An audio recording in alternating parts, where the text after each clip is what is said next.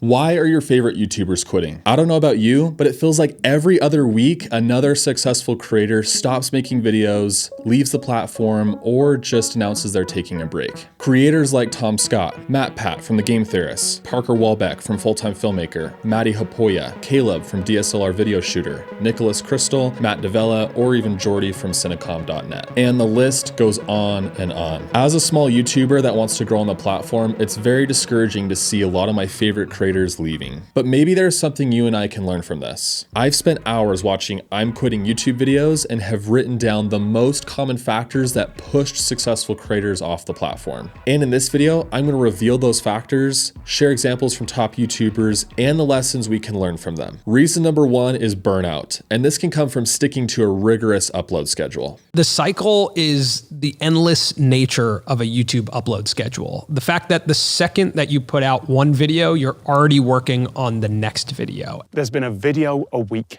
for 10 years. I never broke the streak. It can also be caused by YouTube becoming all-consuming, and that's something I've definitely experienced. Over the years, started to tie my identity and value as a person with my business or with this channel. This was our baby. This channel has been going for 13 years. This has been a literal third of my life. Burnout can happen if you're working long hours, 24/7, year after year after year. After 8 years of running this amazing business and creating content for all of you, I've spent the last 5 years of my life sharing my stories with my friends to you watching. For the past 10 years of my life, there has not been a single vacation where I was not working. My whole life just turned to this business. But I just, if I'm honest with you guys, don't want to do this anymore. Or at the very least, how I've been doing it for the past almost 14 years now. There's nothing in my life right now except work. I did get close to burning out, but fortunately I always knew when to step back from the brink. Reason number two is YouTube is a job. What I didn't realize at the time was that I was turning something that I loved into a job. I can't keep this up. This is my dream job and I have a lot of fun doing it. I know I'm incredibly lucky, but a dream job is still a job, and it's a job that keeps getting bigger and more complicated, and I am so tired. I think we forget too often that these top creators, the ones that are successful, this has become their whole career. For the last 1 or 2 years, I've been working 5 full-time jobs at the same time. I never thought I could turn YouTube into a business, but then people started watching my videos. Like way more people than I ever thought possible. There it is, 1 million. And usually a creative job scales very differently. Creative jobs don't scale like regular jobs. It's just not quite the same. When you scale your business, a lot of other unintended things scale.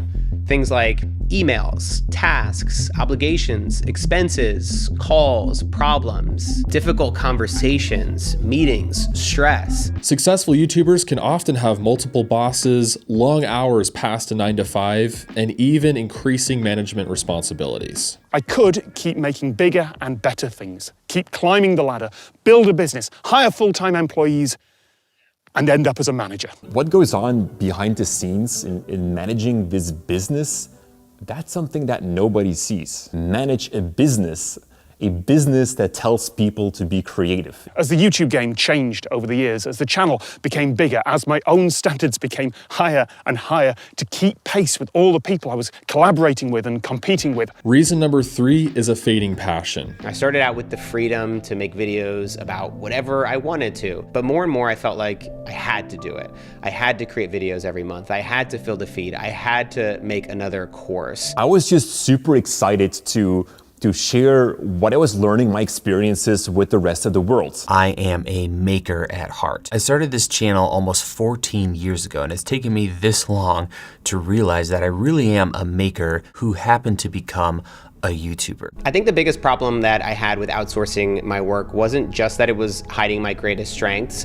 It also robbed me of the one thing that I love most about making videos: editing. As creators scale, they can find themselves in a position where they've replaced the thing they loved with something completely different. As much as I love this business and love creating and love sharing content with all of you, I was just at a point in my life where I needed a change. I want to do this for a lot of years to come, and I don't want to burn myself out over and over again, and at some point I just lose my passion. But about 2 years ago, I started to get this gnawing feeling that maybe there was something else. Maybe there was more that I wanted to do in a different area. Over time, their passions can fade and they long for the freedom that they once had. Don't get any satisfaction from the type of work that I do here anymore. So over the last couple of years, I've really come to dislike making videos and putting them here on YouTube. And maybe for some, they've made all the money they've wanted to and reached all the goals that they wanted to hit, and now it's just time to move on to something else. This project has worked and it's time to move on.